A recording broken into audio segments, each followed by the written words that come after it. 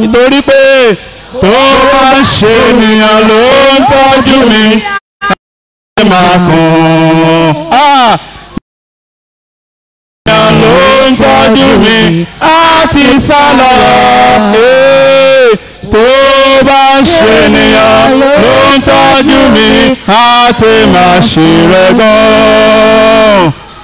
Òní tọ́jú mi.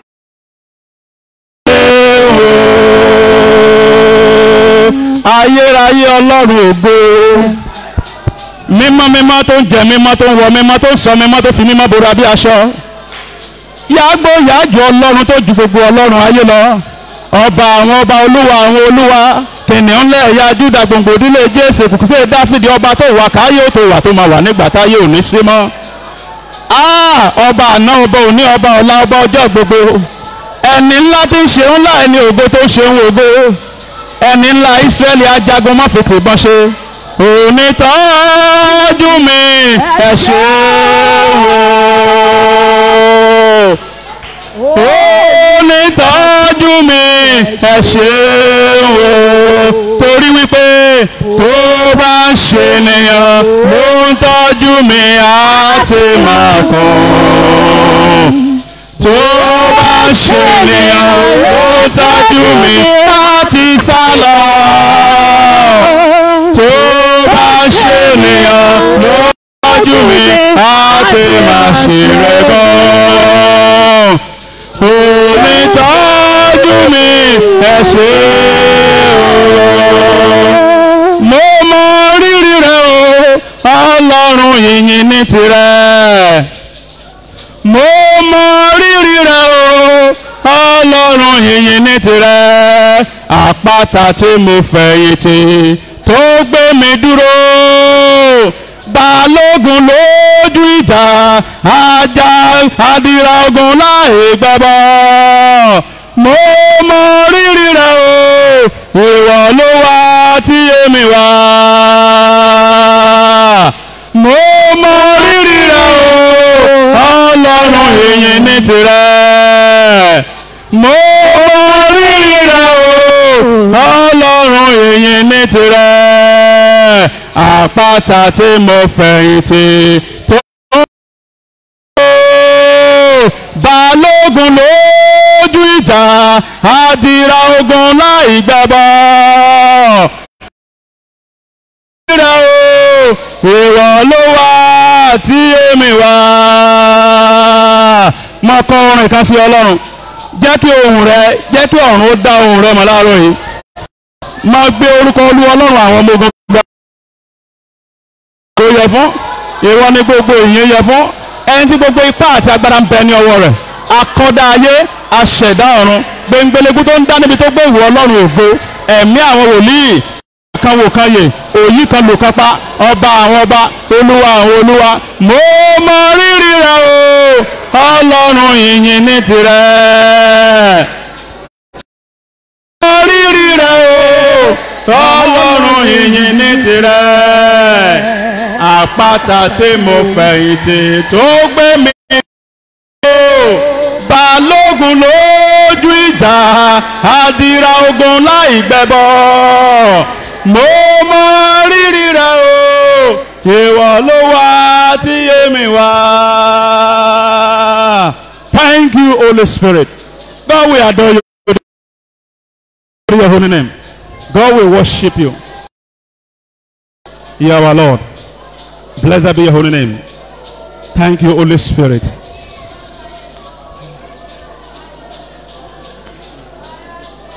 Olúwa ó ṣé, Olúwa ó ṣé, Olúwa ó ṣé. Gba ọpẹ́ wa bó ti ẹ̀ kéré lórúkọ Jésù Kristi Olúwa wa. Mi ò gbọ́, Jésù Olúwa wa. Amen. Amen. Kẹ́kọ̀ọ́ kan wá wà ń bí ọba àwọn ọba tí ń wà láàrin wa, ó ń gbé inú ìyìn àwọn ọmọ rẹ̀. Bí mo bá ti jí sáyé lémi yóò máa yìn bàbá. Bí mo bá ti jí sáyé lémi yóò máa yìn bàbá. bí mo bá ti jí ó máa yin bàbá èmi ó máa yin bàbá o. Ìsàyẹ̀. Hallelujah. Tí mo bá ti jí sáyé èmi yóò máa yin bàbá. Tí mo bá ti jí sáyé èmi ó máa yin bàbá. Tí mo bá ti jí sáyé èmi ó máa yin bàbá. Èmi ó máa yin bàbá o. Torí pé mo jí sáyé. Bóyá ọ̀rùn pọ́lọ́ ò ṣe nǹkan kan fún ọ. Ṣùgbọ́n àwọn kan ló sùn lánàá ni wọn ò jí mọ́. Àwọn kan ló wà bẹ́ẹ̀ bẹ́ẹ̀. Wọ́n sùn wọ́n dẹ̀ bójú oorun lọ. Ṣùgbọ́n ìwọ sùn ó jí. Dáfídì ní mo sùn mo sì jí nítorí kí Olúwa tì mí. Mo bá ti jí sáyé lèmi yóò máa yin bàbá. Tí mo bá ti jí sáyé lèmi yóò máa yin bàbá. Tí mo bá ti jí sáyé lèmi yóò máa yin bàbá. Èmi yóò máa yin bàbá o. Torí pé mo jí sáyé. Mo bá ti jí sáyé èmi yóò máa yin bàbá. Ayérayé Ọlọ́run mi. Mo bá ti jí sáyé èmi yóò máa yin bàbá. Àrètí rẹ̀ bá mi. Mo bá ti jí sáyé èmi yóò máa yin bàbá. Èmi yóò máa yin bàbá o. Torí pé mo jí sáyé. Tí mo bá ti jí sáyé lèmi yóò máa yin bàbá. Tí mo bá ti jí sáyé lèmi yóò. Tí mo bá ti jí sáyé lèmi yóò máa yin bàbá. Èmi yóò máa yin bàbá o. Torí pé mo. Mo bá ti jí sáyé èmi yóò máa yin bàbá. Mo bá ti jí sáyé èmi yóò máa yin bàbá. Mo bá ti jí sáyé èmi yóò máa yin bàbá. Èmi yóò máa yin bàbá o. Torí pé mo jí sáyé. Èmi lẹ̀fẹ̀ tó bá yin bàbá. Èmi lẹ̀fẹ̀ tó bá yin ọmọ. Èmi tó bá yin arúgbó ọjọ́. Ẹ ṣé ẹ ṣé ẹ ṣé ẹ ṣé bàbá mi. Èmi lẹ̀fẹ̀ tó bá yin bàbá. Máa ká lèrè bó ṣe. Èmi lẹ̀fẹ̀ tó bá yin ọmọ. Èmi lẹ̀fẹ̀ tó bá yin arúgbó ọjọ́. Ẹ ṣé ẹ ṣé ẹ ṣé. Èmi lẹ̀fẹ̀ tó bá yin bàbá. Èmi lẹ̀fẹ̀ tó bá yin ọmọ ọmọ ọmọ. Èmi lẹ̀fẹ̀ tó bá yin arúgbó.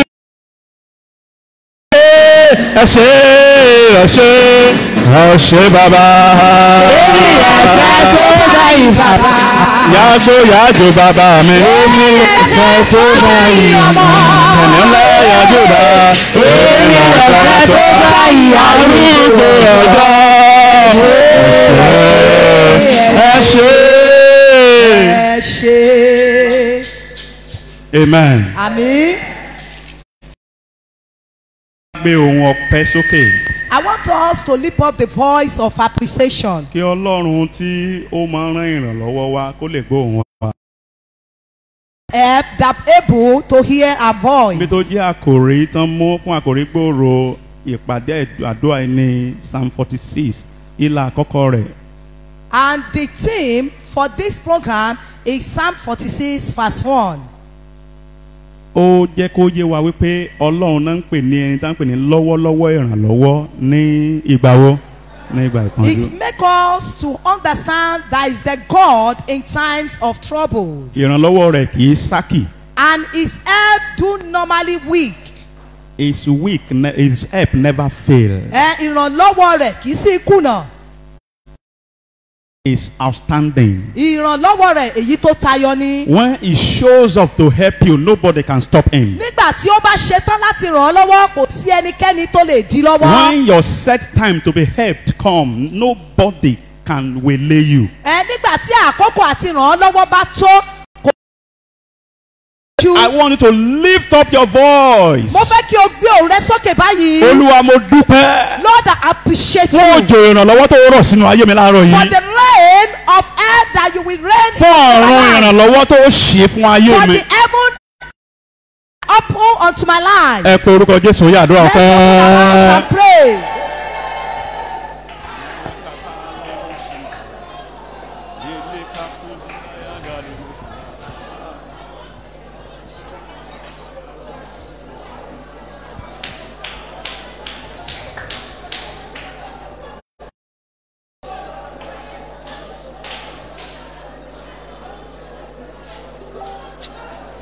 Ẹ dúpẹ́ yẹn dáadáa.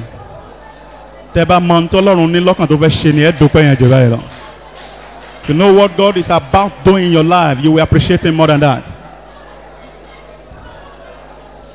Answer our prayer, for we pray in Jesus' name.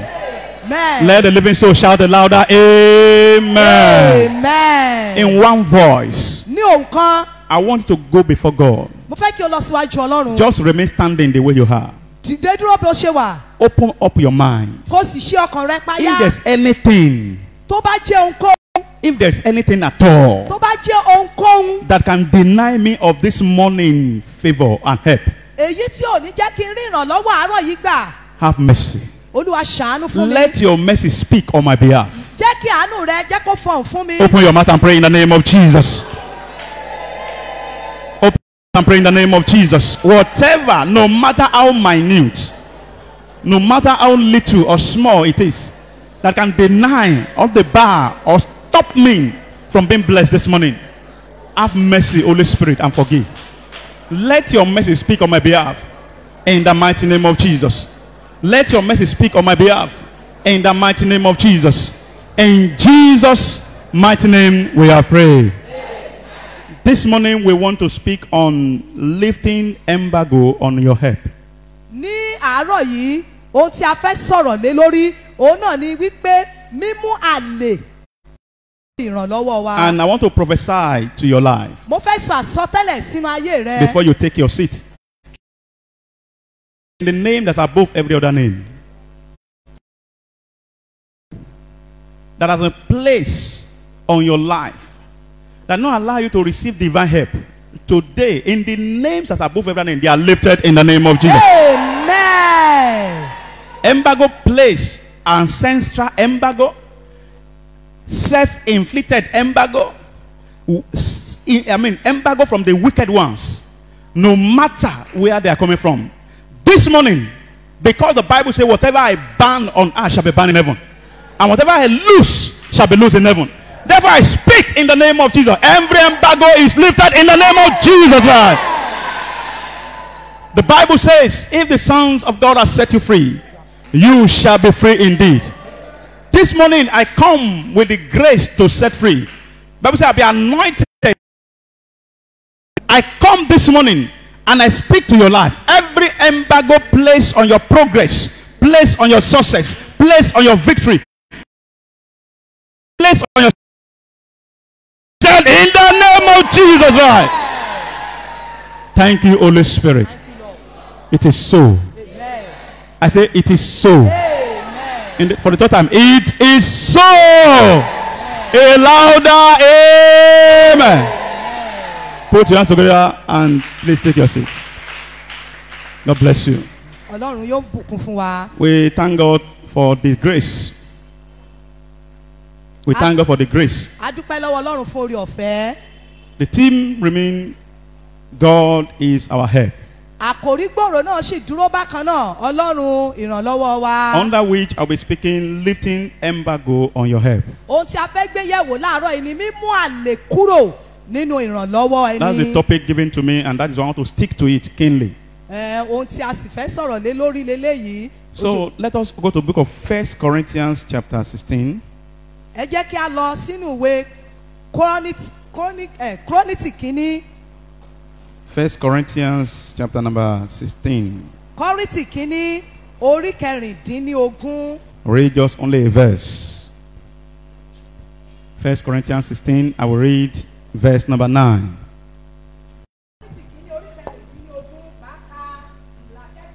I will be reading verse 9. 1 Corinthians 16, 9. The Bible says, for a great and effective door has opened to me, and there are many mysteries. Kọ́ríntì kínní orí kẹrìndínlógún ẹsẹ̀ kẹsàn-án.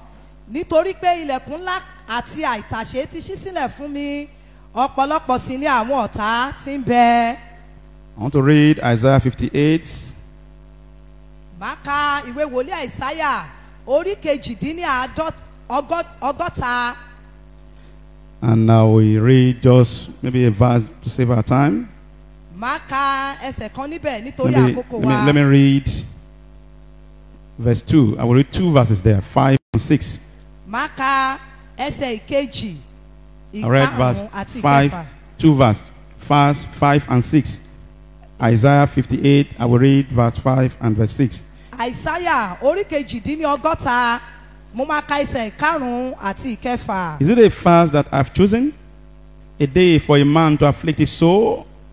Is it to bow down his head like a bullock and to spread out sackcloth and ashes? Will you call this a fast, an acceptable day to the Lord? I read 6 now. Is this not the fast that I've chosen? To loose the bound of wickedness, to undo the heavy burdens, to let the oppressed go free, and that you break every yoke. Àìsáyà orí kejìdínlọ́gọ́ta ìlà karùn-ún àti ìkẹfà.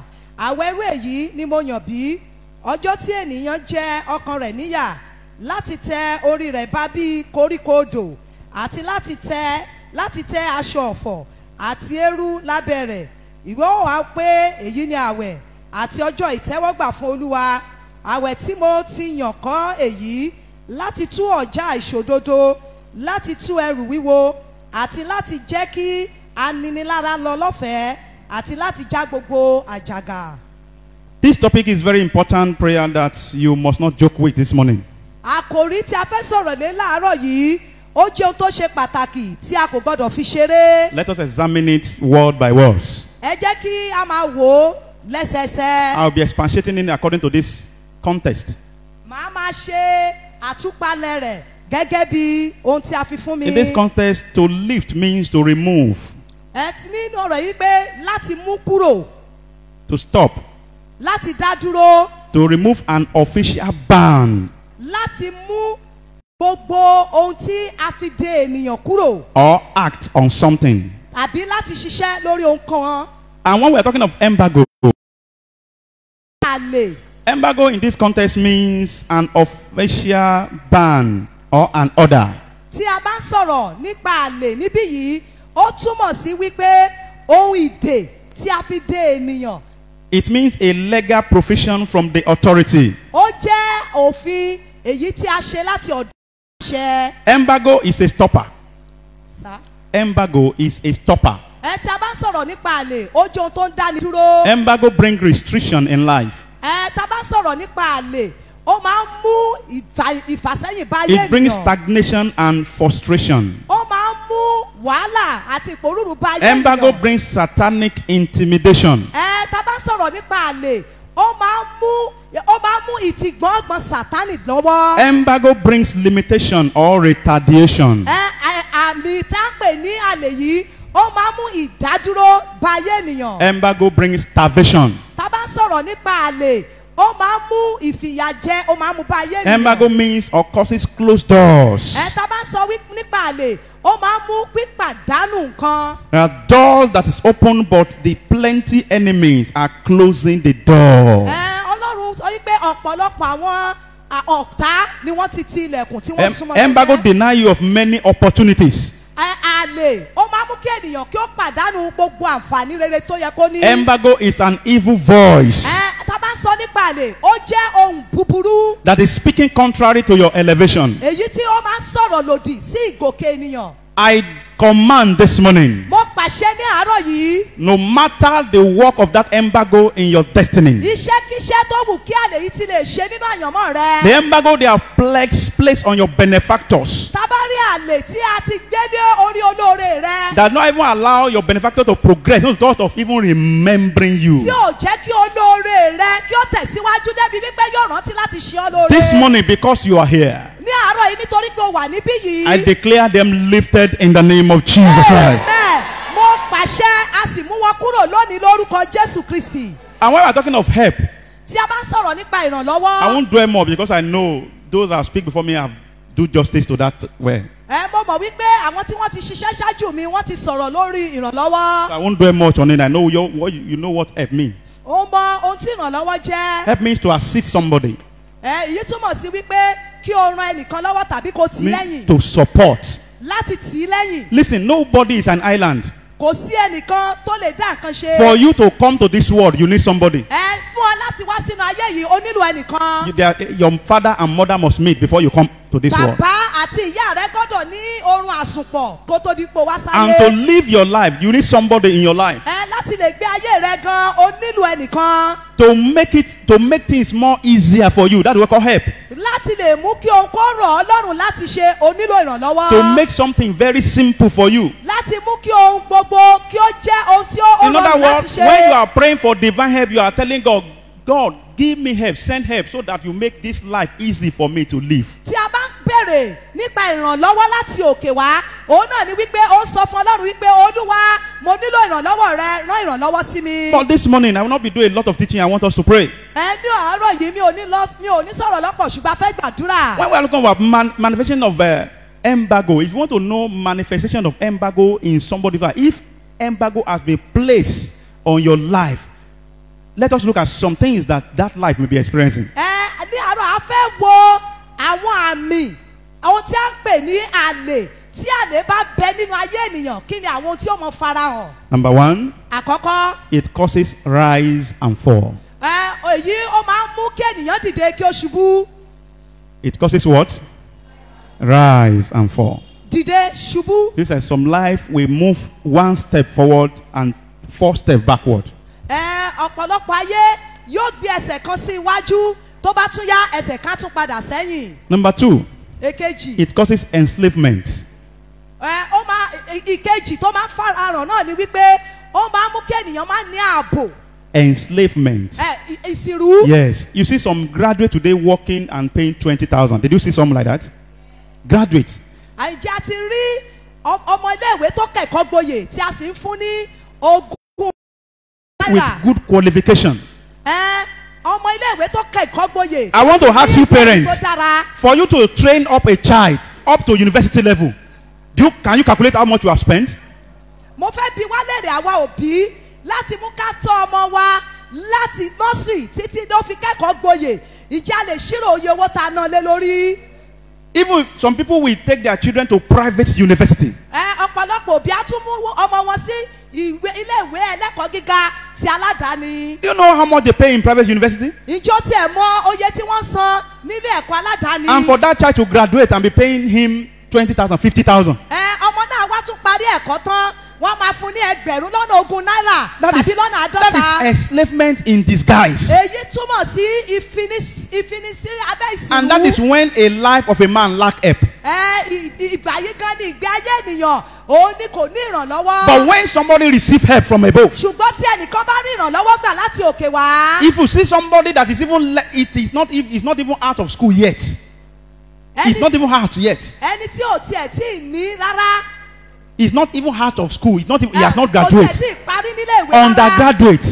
Ó wà ní ó sì wà nílé ìwé. And good employment is waiting for him. Iṣẹ́ tó dára ó dúró dè. They will tell you this place is reserved for you. Wípé sórí bíbí yìí a fi sílẹ̀ fún ọ tó. Can I prophesy to your life this morning? Ṣé kí n sọ àsọtẹ́lẹ̀ ìsinú ayé rẹ? Every embargo that has placed your life on a slavery, every embargo that make you to be serving your mate, that make you to be working and there's no result, this morning, in the name that's above every name, that embargo is crashing in the mighty name of Jesus Christ.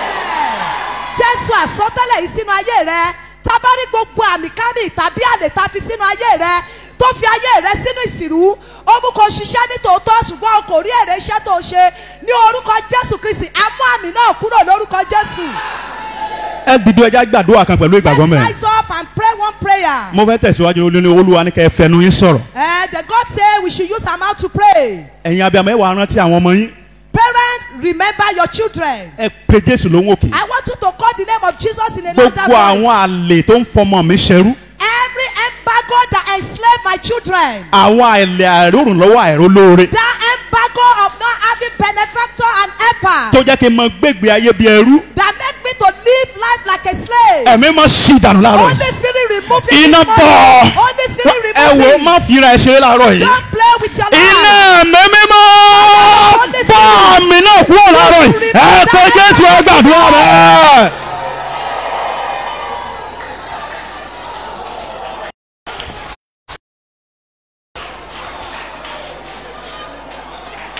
Every enslavement,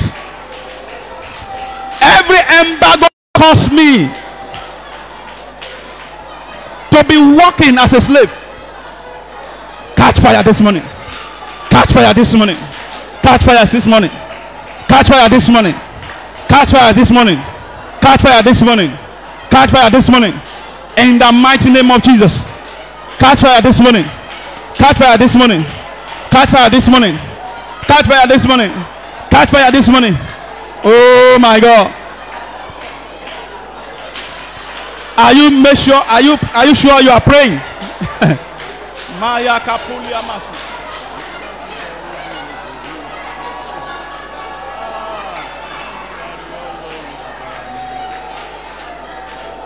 Ọlọ́run gbọ́ àdúrà. Jésù Kristi Olúwa wa. Àwọn ọ̀dọ́ tó wà ń bí ẹ gbàdúrà yẹn wò mí rárá. Ohun tó dáa ni pé káyé yín kó better times 100 ju àwọn òbí yín lọ. You children that are here, your life must better than the life of your parents. You know, ẹ mọ̀ pé tí mo dín tẹnumọ́ láti gbàdúrà wọn bí nìyẹn because by the grace of God has opened my eyes to see a lot and I discovered that this life if you don't pray you become a prey. Àwọn tó wà lókè ò fẹ́ kẹ́nìkankan tó àwọn.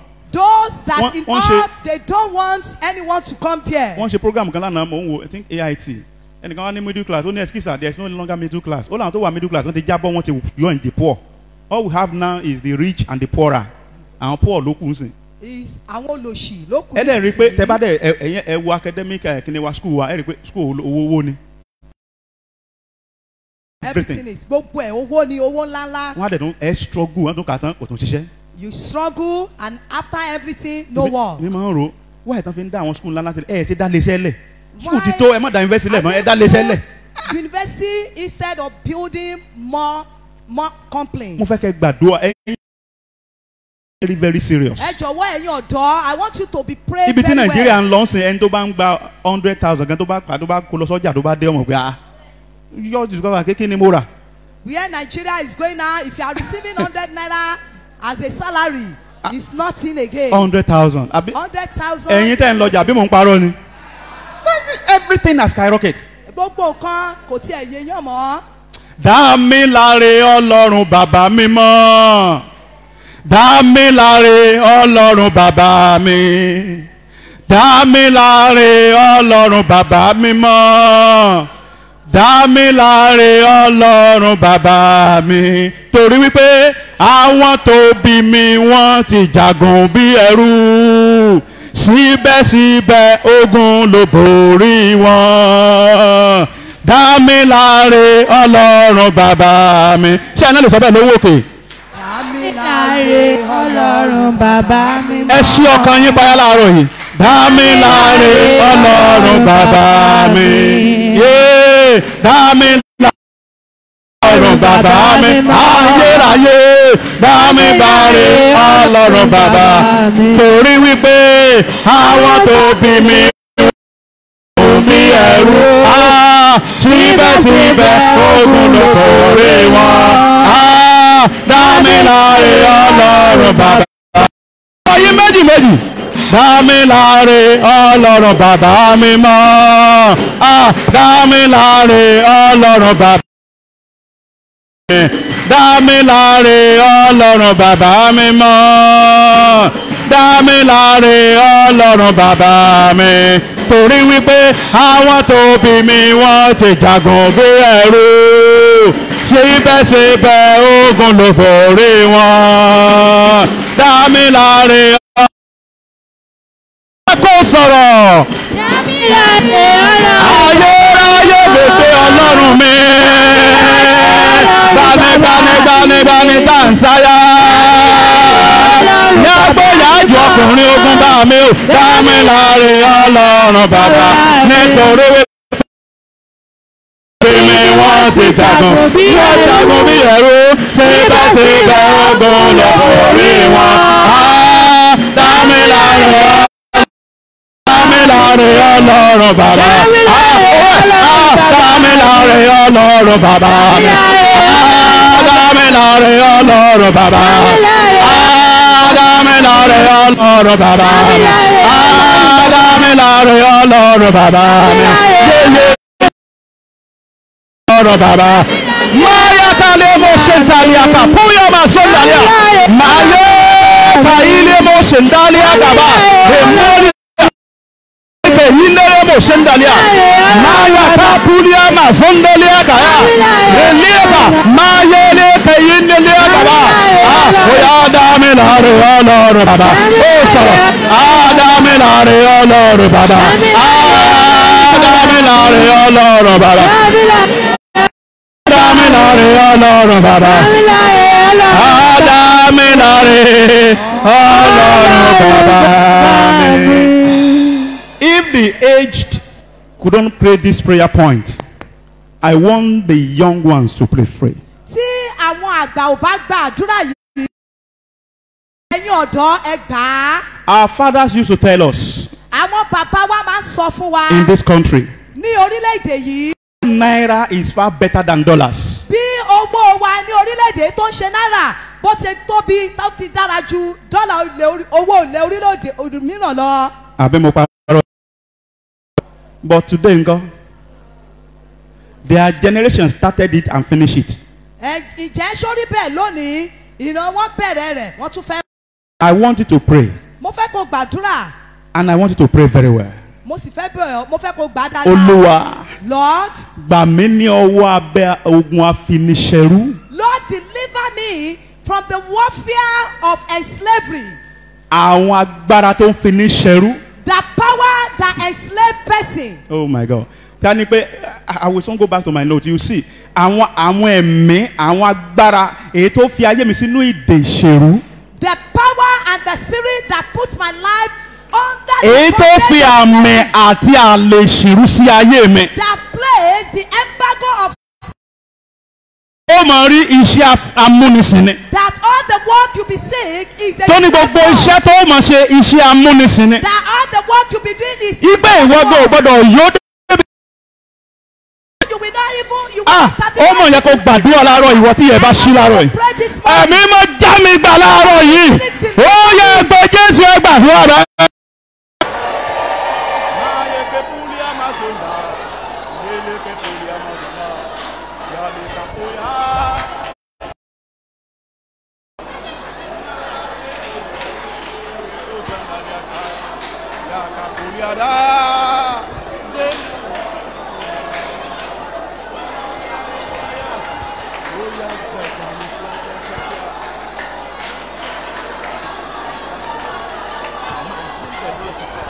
Oh my God, I wish you can pray better and louder. I wish your mouth is open wide and so God can feel it. I wish you are prepared to pray through this morning. I wish you are prepared to make up your mind to pray as never before. I wish you are tired of that embargo in your life. I pray and leave that embargo away so you can be set free. Thank you, our Hebrew Redeemer. Ọlọ́run gbọ́ kò sì dáhùn àdúrà. Jésù náà Olúwa wá. Ẹ̀yin abiyamọ mi ò gbóhùn àmẹ́yìn. Parents, I did not hear. Lórúkọ Jésù ẹ ò ní ṣe lásán. Amen. You will not do in vain.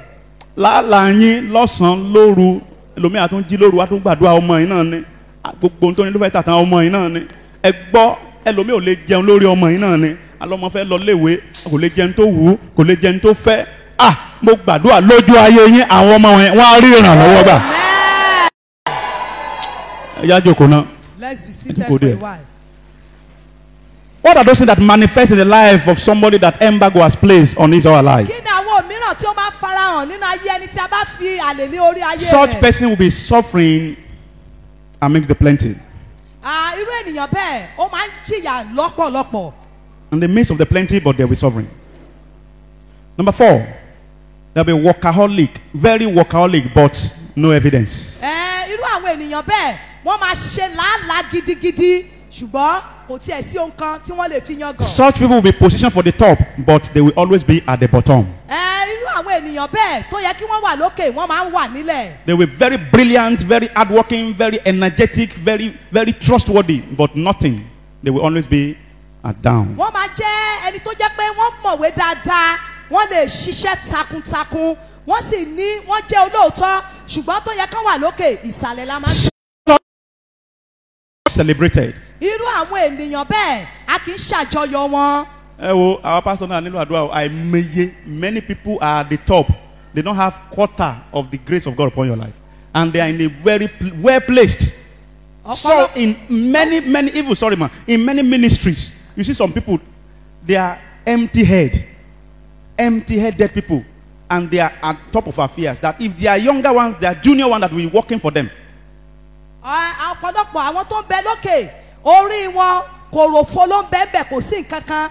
Àwọn tí wọ́n jẹ́ ọ̀dọ́ tí wọ́n ń ṣiṣẹ́ ní abẹ́ wọn tó jẹ́ pé wọ́n mọ gbogbo tó yẹ kí wọ́n mọ̀ ìsàlẹ̀ náà máa wà àwọn kòròfo náà máa wà lókè. You see some people carrying, you see some people that have the grace. Even some of these are leaders. Most of them, they are opportunists. Many of them didn't go to better school.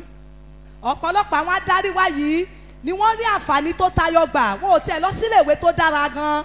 They just have opportunity. They are just opportunity because their father is somebody, and somebody knows somebody that knows somebody and knows somebody and just put them there. Torí pé àwọn bàbá wọn wọ́n mẹ́nìkan wọ́n ṣàfihàn síbẹ̀. But today I come in the name of above every other name. You will be celebrated.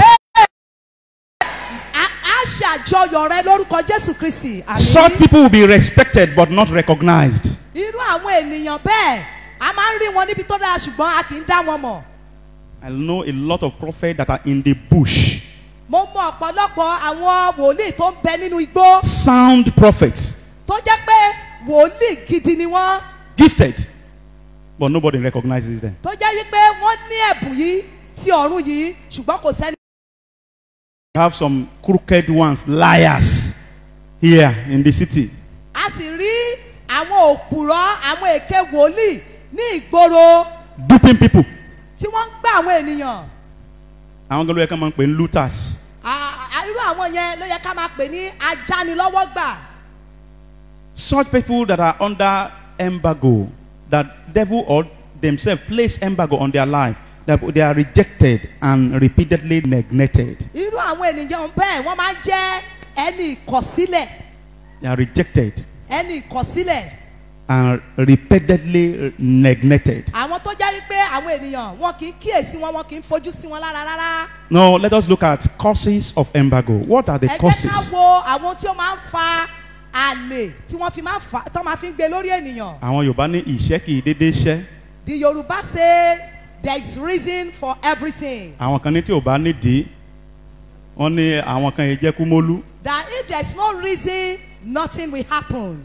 When I was praying and trusting God for the grace to speak, that God, what do you want to say? God, give me 2 causes. Nígbà tí mo ń gbàdúrà lórí àkòrí tí wọ́n fi fún mi, Ọlọ́run fún mi ní kókó méjì yìí. That place embargo on your help.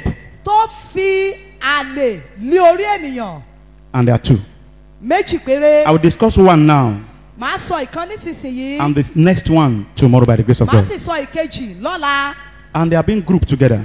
Méjèèjì náà ni wọ́n so. 2 sources of embargo. 2 sources of embargo. Àwọn ọ̀nà méjì tí àlè fi ń wá. The first one, I call it self-inflicted embargo. Ti àkọ́kọ́ ó ní ìgbéra ẹni sókè fúnra ẹni. Self-inflicted embargo. Okay, àlè tí ènìyàn pa lórí ara.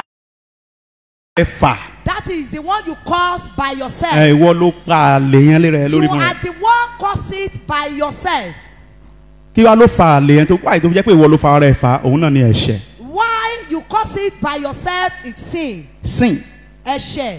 Anybody that is sinning, the Bible says, anyone, ẹnikẹ́ni tó bá ti ń dẹ́ṣẹ̀, kí ni Bíbélì pé? Tèṣù ni. Anyone that committed sin belongs to devil. Anytime you are sinning, you are pegging your life. You are placing an limitation upon your life. Ní gbogbo ìgbà tó bá ti ń dẹ́ṣẹ̀, ó ti ń fi ìdádúró sí ìrìn àjò ayé rẹ. Let me give you 2 types of sin because I would want to pray like at least can have like 15 minutes to pray. Ẹ jẹ́ kí n sọ oríṣi ẹ̀ṣẹ̀ méjì fún wa. That God hated much. Èyí tí inú Ọlọ́run ò And sí. that is very common even with the born again Christians. Èyí tó jẹ́ pé ó wọ́pọ̀ pàápàá láàrin láàrin àwọn tí wọ́n pera wọn ní You àtúnbí. found it in the church. Èyí tí ó jẹ́ wípé ó wọ́pọ̀ nínú. They are right here in our midst. Wọ́n wà ní àárín wa. I will just discuss two Màá sọ méjì. to save our time to pray. Thing that happened in heaven. Àkọ́kọ́ ni ohun tí ó ṣẹlẹ̀ ní The ọ̀run. first sin that entered heaven, Ẹ̀ṣẹ̀ àkọ́kọ́ tí ó ṣẹlẹ̀ ní ọ̀run. and that is pride. Òun náà ní ìgbéraga.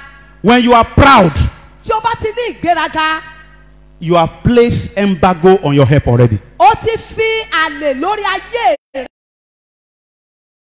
Kí ló pè ní What is ìgbéraga? pride? Kí ni ìgbéraga? Pride means to concede, to self-esteem, egoism.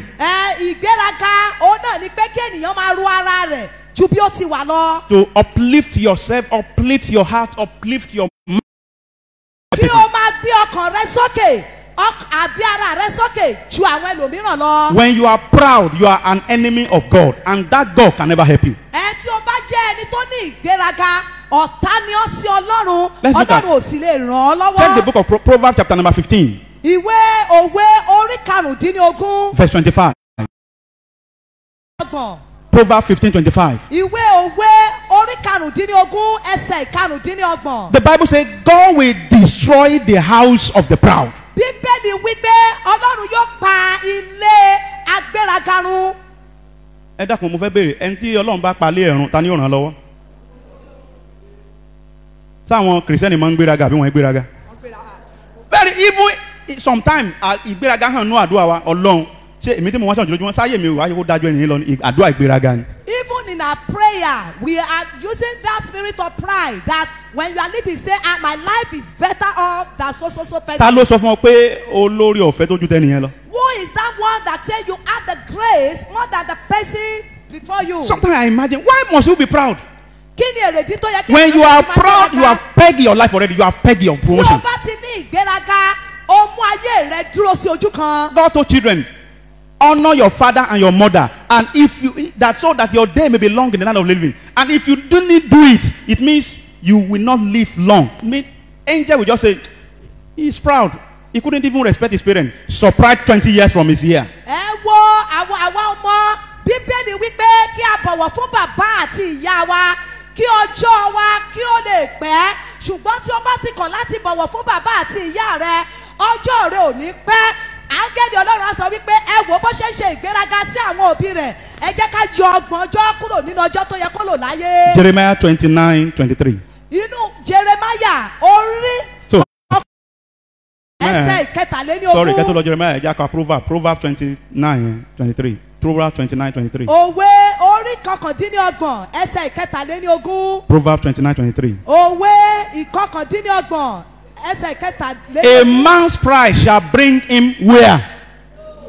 Down, man. A man's pride will bring him low. Ẹni tó bá ti ní ìgbéraga yẹn ló máa sọ dilẹ̀ pátápátá. Kò ní jẹ́ ká yẹ tẹ̀síwájú. Kò ní jẹ́ dìde. Anyone that pride is that pride that will bring him down and his life will not progress again. Jeremiah chapter 50. Jeremáyà orí àádọ́ta Verse number 31. ìkọkànléní ọgbọ̀n. Jeremiah 50:31. Yes. Behold, I am against thee. Who? Oh, thou most proud, said the Lord God of hosts. For the day is come. Yes, 32. And the most proud shall stumble and what? And fall. That is God that is talking. See, if you are proud, you have placed an embargo on your promotion, on your success, on your victory, and your divine help.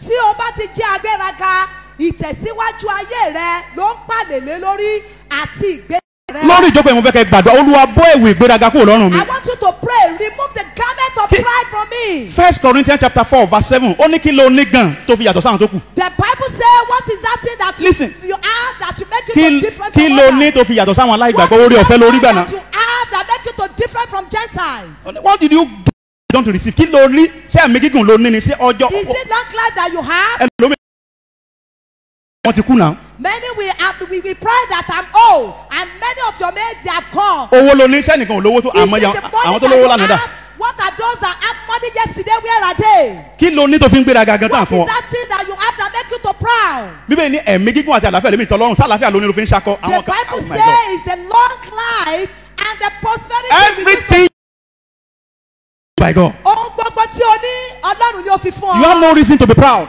Jọ̀wọ́ má ṣe ní ìgbéraga. bíbélì pé ó ní Olúwa kọjú ìjà sí àwọn agbéraga. The Bible says God is afflicted Mo with fẹ́ the béèrè. pride one. ẹni tọ́lọ́run bá kọjú ìjà sí ta ló fẹ́ ràn lọ́wọ́. Anyone that God fights with, who is that one to help him? Come down from Clyde 9, come down. Gbé ẹ̀rọ ara yín sílẹ̀. Aṣọ ìgbéraga rẹ sílẹ̀ Ó lónìí. ní ẹ̀rẹ̀ ara yín sílẹ̀ ní ọwọ́ Olúwa Ọlọ́run yín kó lè bá a gbé yín He sókè. said you should humble yourself in the hand of the Almighty God so that He will lift you up. Orin kan ní orin Jésù kò lè bá àwọn agbéraga rìn. Rẹ́ra rẹ̀ sílẹ̀ wájú Olúwa. Jesus cannot trek or journey with the pride. Humble yourself so that you experience the hand Ẹ of God. porúkọ Jésù. I want you to tell God. Màá fẹ́ wo báyà tó fi ìgbéraga gbàdúrà yẹn I báyìí. will see how we are going to pray. Fi iná bọ́ aṣọ ìgbéraga kúrò lọ́rùn mi. Use fire to remove the garment of pride Ẹgbẹ́ from me. ìgbéraga kìí ṣèṣù ẹ̀mí iṣẹ́ ẹran ara ni. Pride is not the spirit of the spirit. Ẹ̀mí èṣù sì ni èṣù ló rán ẹ̀mí It's èṣù the ni. evil spirit. Ẹ̀mí yẹn ló wọnú Lúsífẹ́rì ló sọ di èṣù. That is the spirit that enters into the life Ẹ dìde sókè ẹ̀yin ọmọ Ọlọ́run. of the devil. Ẹ fa ọkàn yín ya láàárọ̀ yìí. Open your heart this morning. Bọ́ aṣọ ìgbéraga kúrò lọ́rùn mi. Remove the garment of pride from me. Ẹ̀mí ìgbéraga tí ò jẹ́ káyé mi ó tẹ̀síwájú. I don't allow my life to Àdìjọ́ ló ti ń gbéra ẹ kí tó ń gbéraga kí ló ti mú bọ̀ ń bẹ̀. What is that? Since you have been proud, what is that your outcome from Ẹlòmíì gan bá ń bọ̀ ní chọ́ọ̀chì gan gbà tó ń sọ Ọlọ́run láǹfààní bí àdókòwé lọ help Ọlọ́run ni. Anytime when he's coming to church, be like someone that wants to help God. Ẹlòmíì wọn wá gbàdúrà fẹ́ lọ help pastor kí n tí ń bá lọ pastor mọ̀ kí káwọn pa jẹ́ ń dáwọ́ yìí káwọn pastor lè rò oúnjẹ jẹ. And someone will say, let me just contribute the My God. money. Olúwa bọ́ aṣọ ìgbéraga kúrò lọ́rùn mi. Remove the garment of pride. Ìwọ ẹ̀mí ìgbéraga The spirit of tí pride. Sátánì rán láti báyé mi jẹ́ wàá mọ̀ pariwo jáde bá iná jáde bá iná jáde bá iná jáde ó yẹ pé Jésù ẹ gbàdúrà rẹ̀.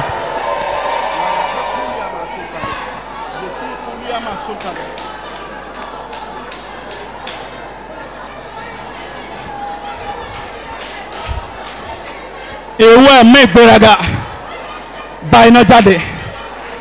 Sátánì ló fi síbẹ̀ o kò ṣe ẹ̀mí Ọlọ́run. Ìgbéraga kì í ṣe ẹ̀mí Ọlọ́run.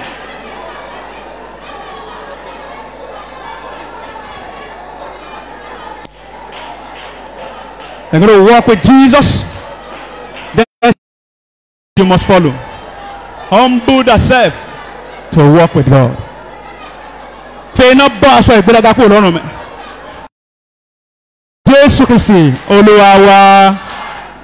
Ṣẹ́rẹ́lẹ́ àkọ́kọ́ tí mo mú yìí alágbára lé lórí ló yẹ kí n dè mọ́ ṣẹ́rí ipa kejì alágbára lórí ẹ̀ Ọlọ́run nípa rẹ̀ ká. Ṣẹ́rẹ́lẹ́ tá a bá ti wá gbà dáadáa ó kù sí wa lọ́wọ́. This one that we take, we have power over it. But the second one is only God that have power over Ṣẹ́rẹ́ ẹni it. tí Let's pray well. èṣù bá ti rán ẹ̀mí ìgbéraga sínú ẹ̀ èṣù ó ti fẹ́ ba ayé ẹ̀jẹ̀ nìyẹn. If Satan has sent the spirit of pride into the life of one, he wants to destroy that church of life. Jésù gan tó kó tó ṣàṣeyọrí láyé Bíbélì ní ó gbé àwọ̀ ìránṣẹ́ wọ̀. Jesus Christ, Philippians chapter before 2. he succeeded, he put on the garment of servant. Torí àkókò wa ní tẹ́bákà Philippians chapter 2 verse 5 to 7 ó ní kò ka ìránṣẹ́ ó ló gbé àwọ̀ ìránṣẹ́ wọ̀ ó ló fi ìtẹ́ ògo rẹ̀ sílẹ̀ ó ní ó sì rẹ ara rẹ̀ sílẹ̀ tí tó fi kú ikú orí igi àgbélébú. The Bible said Jesus Christ humbled himself and put on the garment of servant, and he humbled himself to the cross. Mo wá kíyèsí nǹkan kan ṣe rí ní ayé tí mo wá pé àwọn tó yẹ kó gbéraga gan ni ìgbéraga nítorí pé òye yé wọn. I observed something. Those that are supposed to proud, they did not. Àwọn tí ò wá ní nǹkan kan tán nílò ìrànlọ́wọ́ náà tó wá máa ń ga ẹlòmíì gan. Those that don't have anything that need help, Ṣé ẹ pé- their hand will be up like this. ṣe é pé ìrìn ìgbéraga wà tó bá ti rìn ẹ̀dùn pé lè ìgbéraga. If you have tried and you in the system of Ẹlòmíì- pride, they will know that you Ẹlòmíì are proud. ọ̀rọ̀ ìgbéraga wà lẹ́nu ẹ̀ So they have the words of kò sẹ́ni tí ò lè sọ̀rọ̀ sí kò sẹ́ni tó jọ lójú. You talk to anyone anyhow. Ẹlòmíì ṣe ìgbéraga ní. Some, their attitude is pride. Fẹ́ kẹ́ ké sí Ọlọ́run. I want you to call the Ẹ̀yin Lord. tí ìrànlọ́wọ́ ẹ̀ dẹ̀ wà lọ́wọ́ ẹ̀ ó mọ̀. And the one that your help is with, you don't know him. Olóṣèlú pé èmi ó gbé ojú mi sórí òkè wọn níbo ni ìrànlọ́wọ́ mi ó ti wá ó dé ìrànlọ́wọ́ mi ó ti ọwọ́ Olúwa wá. The Bible Ẹni says- tó dá ọ̀run I will náà lift up my eyes unto the east from my help come from the Almighty God. tó ẹgbẹ́ tó dá ọ̀run àtayé náà ló wá fẹ́ ràn ọ́ lọ́wọ́ ló tún wá ti gbéraga. If is the one that created the heaven and earth that want to help you and you're proud of Òun náà tó wá ń bínú sí. and is angry with you. Bó ló fẹ́ bá yàrá já báyìí. ẹ ké sí ọba àwọn ọba láàárọ̀ yìí. God, the God Almighty. ẹ pariwo Olúwa tí ẹ̀mí ìgbéraga kú. Cast out the spirit of pride in me. Ìwọ ẹ̀mí ìgbéraga Sátánì gbé sínú ayé mi. You, the spirit of pride that tó fi pààlè lé mi lójú òjò ríran lọ́wọ́. ẹ jáde. ó yẹ pé Jésù ẹ gbàdúrà rẹ.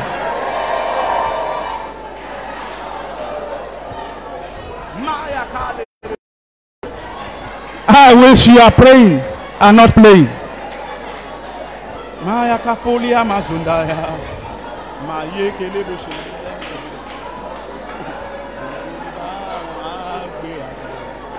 Jésù kò lè bá àwọn agbéraga rìn. Rẹ́ra rẹ̀ sílẹ̀ wájú Olúwa. If you want to walk from the globe from the mountain, there is a rule each day you must follow. Humble thyself to walk with God. Humble thyself and the Lord will lift thee. Humble thyself and the Lord will hear thee. He cannot walk with the proud or the scornful. Humble thyself to walk with God. Ẹ̀mí mọ́ tí ẹ̀mí ìgbéraga kúrò lọ́rùn mi. Lè jáde nu ayé mi. Ọlọ́run gbọ́ àdúrà. Jésù Kristi Olúwa wa. Àmì ẹ̀kẹ́rẹ́ gbogbo ìwọ ẹ̀mí ìgbéraga nu ayé àwọn tó dúró láàárọ̀ yìí. Ó yá ẹ jáde. Mo pa aláṣẹ ni mi ò dá lábàá. Tó gbé àti fi ẹ̀mí àmì oróyàn mi láti tú àwọn òǹdè sílẹ̀. Láti jẹ́ kí àwọn alára ó lọ lọ́fẹ̀ẹ́. Bẹ́ẹ̀ ni àwọn èèyàn ó gba ìtúsílẹ̀ wọn nípa ìfàmì òróró yàn. Torí náà mo wà ń bẹ láàárọ̀ yìí. Gbogbo àwọn tí èṣù ti fi ẹ̀mí ìgbéraga ta lọ́rẹ. Ó ti mọ̀ pé wọ́n ga láyé ó ti wá gbé ọkàn wọn sókè. Ẹ̀mí tó jẹ́ kó òun jábọ́ ló wá gbé sí inú tiẹ̀. Gbọ́ láàárọ̀ yìí ìwọ ẹ̀mí ìgbéraga ọ̀rọ̀ ìgbéraga ìrìn ìgbéraga ìṣe ìgbéraga. Àwọn tó wà ń bẹ láàárọ̀ yìí tó jẹ́ kí àlè wá wà níwájú tó jẹ́ kí wọ́n ró lóore. Ẹni tó yẹ kó ràn wọ́n lọ́wọ́ gan wọ́n ti sọ̀rọ̀ ṣàkàṣàkà sí. Gbọ́ láàárọ̀ yìí pa iná jáde. Kí gbogbo ojú ó wà níbí kí gbogbo ojú ó wà níbí make sure pé o wà ń bí tẹ́míyàn bá ti ń jáde mọ́ jẹ́ kó wọnú ẹ̀ tí ń bá jẹ́ kí àmì tiẹ̀ máa sán bí ara. Ìwọ ìmísí ìgbéraga ìwọ tó máa ń sọ ọ̀rọ̀ ìgbéraga sínú ayé wọn tí o mọ̀ ní bú kò sí ní tí ó ṣe fún ọ tí ò ní ń bọ̀ ọ ni bóyá ní tí ó sì ràn ọ́ lọ́wọ́ tí ó jẹ́ kó orúkọ ẹ gòkè nìyẹn. Gbogbo ìwọ ìmísí ìgbéraga ìwọ ìránṣẹ́ ìgbéraga nínú ayé àwọn wọ̀nyí ẹ̀mí ní olé tí o sì ń gbọ́rọ̀ Ọlọ́run lẹ́nu mi láàárọ̀ ìlú orúkọ Jésù ó yá lànà sọnù.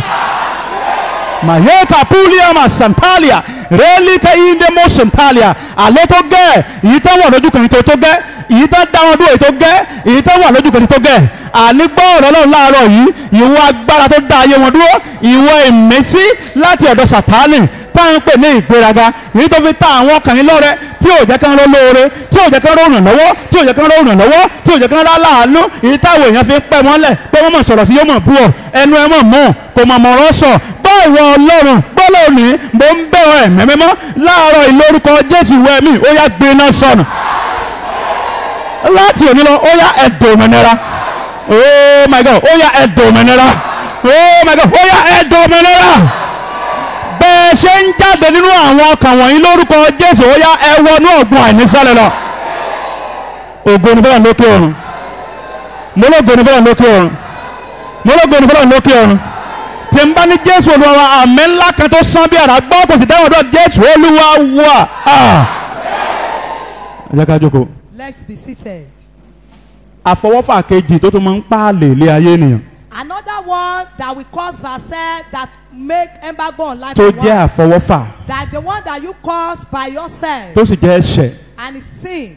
And is very common even in Christendom. Ó wọ́pọ̀ ní àárín àwọn tí wọ́n pera wọn ní ọmọlẹ́yìn Jésù. And that explains why so many people are pegged. Èyí ló èrèdí èyí tí ọ̀pọ̀lọpọ̀ ayé tí wọ́n fi dá dúró sí ojú kan. Yes, that is disobedience. Òun náà ni àìgbọ́ràn. What do I call it? Disobedience. Disobedience. Ẹ̀mí àìgbọ́ràn. Many Christians are so disobedient. Ọ̀pọ̀lọpọ̀ Kìrìsìtẹ́nì ni wọ́n jẹ́ aláìgbọ́ràn. Do you know disobedience is the first sin that entered the world? Ǹjẹ́ mọ̀ wípé àìgbọ́ràn ni ẹ̀ṣẹ̀ àkọ́kọ́ tó kọ́kọ́ wọnú ayé? Am I communicating? Ǹjẹ́ mo ń bá wa sọ̀rọ̀ bí? I deliberately picked two sins that place embargo in people's life. Mo mọ̀ọ́mọ̀ mú ẹ̀ṣẹ̀ méjì tó fa àlè sórí ayé ènìyàn. As God opened my eyes. Bí Ọlọ́run ṣe ṣí mi The lójú. first one is the one that entered heaven. Tàkọ́kọ́ ni èyí tí ó wọ ọ̀run. Devil would have been in heaven now enjoying himself. But now he has been sent down here. Two is disobedient. That's the first thing that entered the heart. Èkejì ó ní ẹ̀ṣẹ̀ àìgbọ́ràn èyí tó wọ And what is inú disobedience? ayé. Disobedience means refusal to obey rules. Tá bá sọ̀rọ̀ nípa àìgbọ́ràn òun náà ni kíkọ̀ láti tẹ̀lé àṣẹ tàbí òfin. Refusal, deliberate refusal to follow rules and Ọmọ nínú ara rẹ̀ láti má tẹ̀lé àṣẹ tàbí òfin tí a fi lé lọ́wọ́. Let's read 1 Samuel chapter 12 verse 15. Nínú ìwé Sámúẹ́lì kínní orí 1 Samuel 12:15. orí kejìlá ẹsẹ̀ ìkarùndínlógún. What did the Bible is saying there? Kí ni Bíbélì sọ? But if you will not obey the voice of the Lord, but rebel against the command.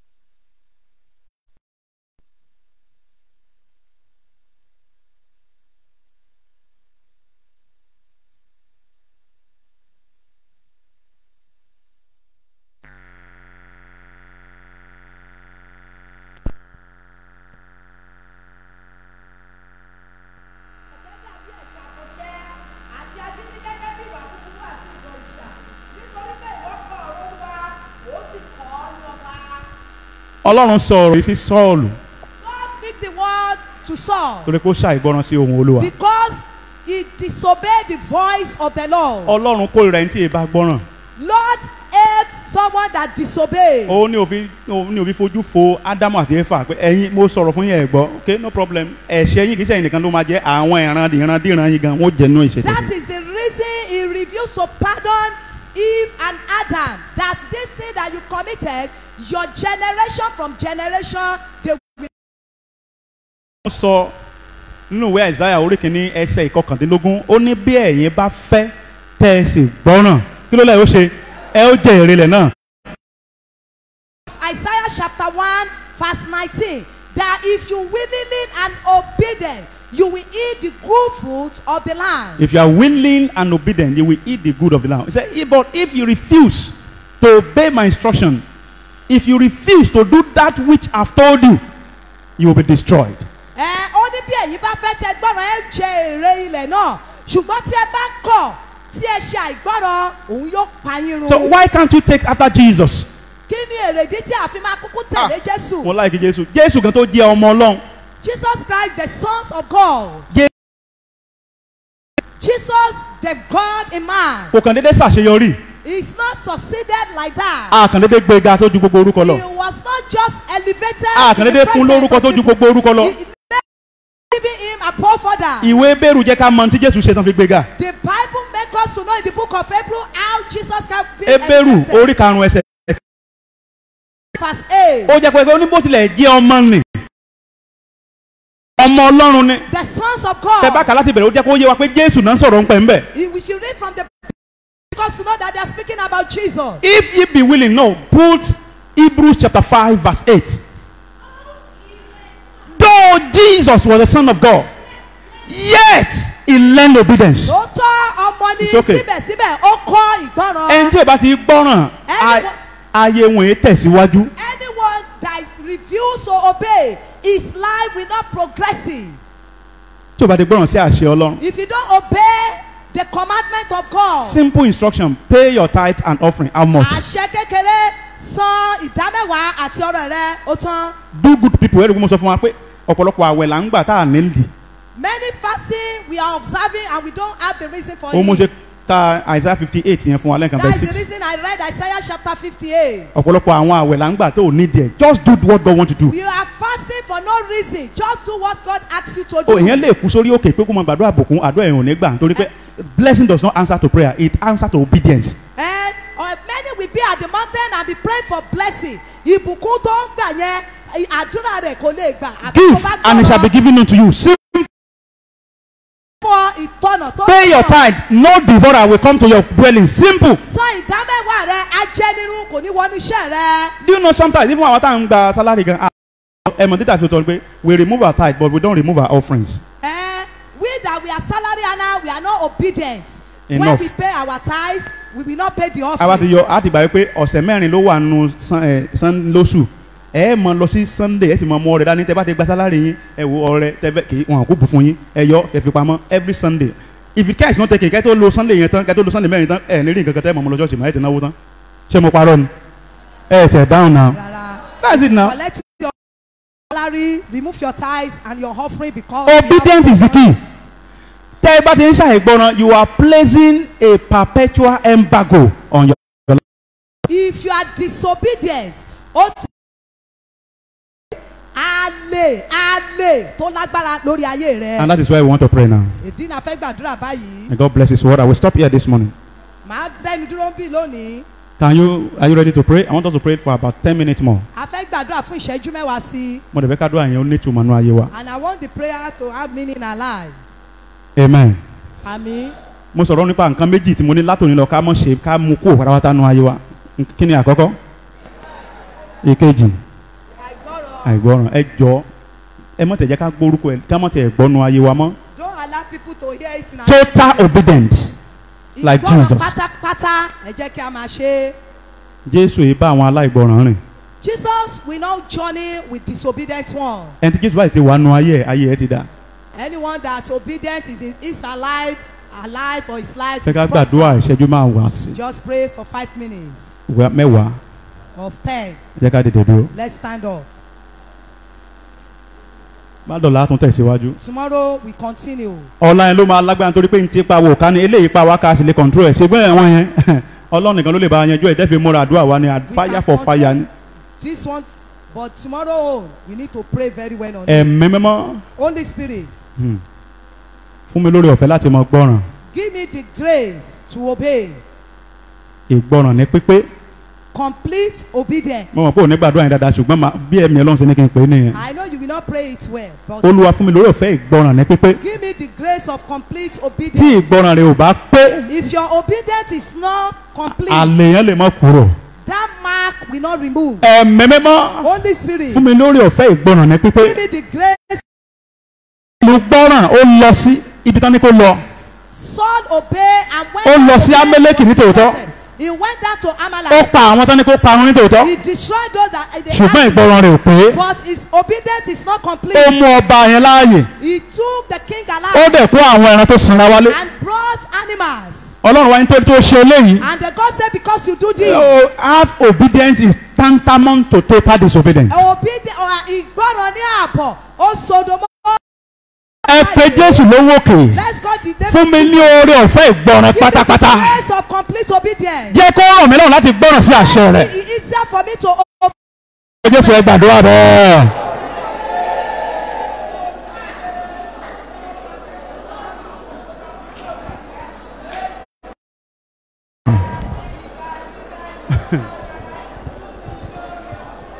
Total obedience in the mighty name of total obedience in the mighty name of Jesus.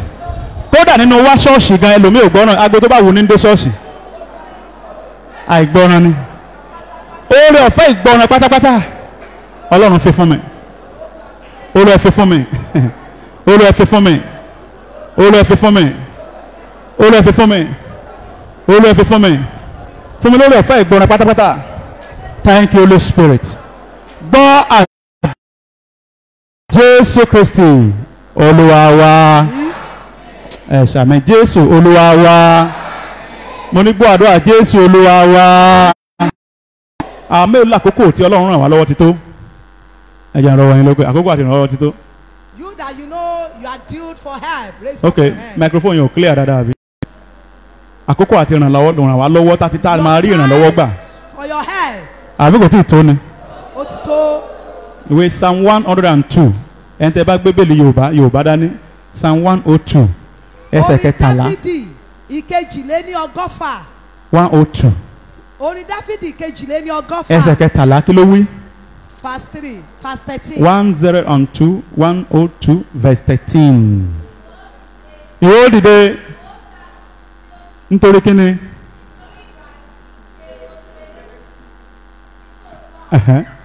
Àwọn mélòó àkókò wa ti tó sẹ́ẹ̀. Lórí Jésù Kristi láti ọ̀run wá ọ̀run ìrànlọ́wọ́ ṣí. Mi ò gbọ́ àmì yẹn lórúkọ Jésù mo ní ọ̀run ìrànlọ́wọ́ ṣí. Kíjọba rẹ dé làwa ń gbàdúrà. Kíjọba rẹ dé làwa ń gbàdúrà. Kíjọba rẹ dé làwa ń gbàdúrà. Làwa ń gbàdúrà. Làwa ń gbàdúrà kí lọ wí. Ìjọba rẹ dé làwa ń gbàdúrà. Mi ò mọ̀ gbóhùn yìí. Ìjọba rẹ dé Làwa ń gbàdúrà. Kíjọba rẹ dé làwa ń gbàdúrà. Làwa ń gbàdúrà. Làwa ń gbàdúrà. Ẹ tẹ́tí sí mi dáadáa. Kíjọba rẹ dé làwa ń gbàdúrà. Kíjọba rẹ dé làwa ń gbàdúrà. Kíjọba rẹ dé làwa ń gbàdúrà. Làwa ń gbàdúrà. Làwa ń gbàdúrà. Ìjọba rẹ dé làwa ń gbàdúrà. Yé kíjọba rẹ dé làwa ń gbàdúrà. Kíjọba rẹ dé làwa ń gbàdúrà. Làwa ń gbàdúrà. Làwa ń gbàdúrà. Làwa ń gbàdúrà. Làwa ń gbàdúrà. Làwa ń gbàdúrà. Làwa ń gbàdúrà. Làwa ń gbàdúrà. Làwa ń gbàdúrà. Làwa ń gbàdúrà. Làwa ń gbàdúrà. Làwa ń gbàdúrà. Jẹ́ kí àkókò ìrànlọ́wọ́ mi ó dé. Lord, let it be time for my help. Àkókò yìí má dúró dání kankan, àkókò mi ti lọ. Don't wait for anybody. Olúwa, Lord, àkókò àti rí ìrànlọ́wọ́ gbà mí. time to receive Jẹ́ kó help. dé. Let it Jẹ́ kó wù ọ́ láti ràn mí lọ́wọ́ lónìí. Ó yẹ pé Jésù ẹ gbàdúrà.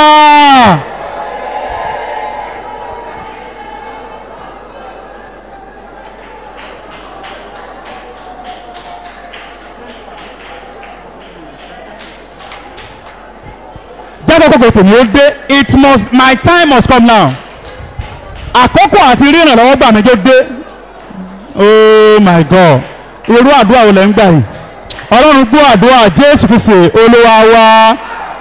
Oh, mi ò lákàtà. Ṣé ẹ mọ̀ pé níta kókó ẹ bá dé kò sẹ́ni tó lè disturb ẹ ní. You don't know that someone that his time has come. Nígbà tí àkókò Joseph tó pé àdúrà nígbà tí àkókò Joseph tó láti inú ẹ̀wọ̀n náà ti mú ló ti di igbákejì ọba àkókò ẹ̀ tó ni wọ́n ti gbàgbé ẹbẹ̀ tẹ́lẹ̀. Nígbà tí àkókò Esther tó níbi tí wọ́n mọ̀ ní wọn tó kù léèyàn wọn lára wọn lẹ́mí bẹ́ẹ̀ kò sẹ́ni tó lè ràn lọ́wọ́. Ṣùgbọ́n àkókò rẹ̀ tó gbogbo bíbẹ̀ ní ó rí ojú rẹ̀ yẹnu gbogbo ènìyàn gbọ́ everybody tó wà ń bẹ̀rẹ̀ ló support ẹ̀. Lórúkọ bàbá ọmọ àti ẹ̀mọ́ mo pàṣẹ láàárọ̀ ẹ̀ àkókò àti ìrànlọ́gbà yín lórúkọ Jésù mo ní òní ni. Mo ní àkókò àti rí tí ọ̀run ó gbé ẹsẹ̀ kúrò lórí àwọn àlè tó ti palẹ̀ ayé yín lórúkọ Jésù mo ní ẹ̀rí ìgbà lónìí lórúkọ Jésù Kristi. Ẹ wá pe Jésù lówó òkè. For Jesus in the Gbogbo agbára tó gbẹ́sẹ̀ lé ìrànlọ́wọ́ mi. every power that step on my hand. Oh my God. Agbára tó gbẹ́sẹ̀ lé ìrànlọ́wọ́ mi. Every power that step on my hand. Àwọn tó ní pé báwọn ti wà láyé kò lè jẹ́ That èèyàn. in their life I will not become ẹ̀mí mímọ́ dáná sun agbára yẹn láàárọ̀ yìí. Ó yẹ kó Jésù ẹ gbàdúrà rẹ̀. Maya kapuli amasonalia. Gbogbo agbára èyí tó gbẹ́sẹ̀ lé ìrànlọ́wọ́ mi, èyí tí ò jẹ́ rí ìrànlọ́wọ́, àwọn agbára yẹn ẹ̀mí mímọ́ dá iná sun wọn lónìí dá iná sun wọn. Olúwa ẹ dá iná sun wọn. Olúwa ẹ dá iná sun wọn. Olúwa ẹ dá iná sun wọn. Olúwa ẹ dá iná sun wọn. Olúwa ẹ dá iná sun wọn. Olúwa ẹ dá iná sun wọn. Ó máa gbàdúrà. Oh my God.